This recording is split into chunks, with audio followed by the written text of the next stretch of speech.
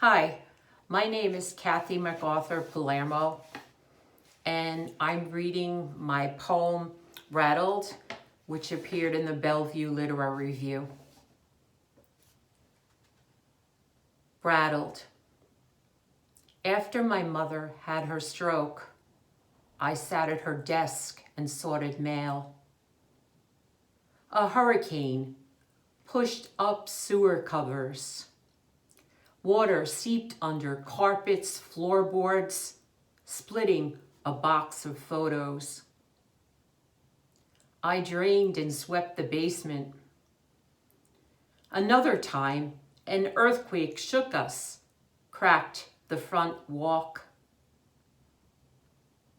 I drove through the same streets again and again to talk to her. She was asleep in Regal Heights, her home away from it all. Each time I visited, I told her what happened, leaving out details. I would introduce myself, tipping her chair, almost falling while I was sitting in it. Thank you.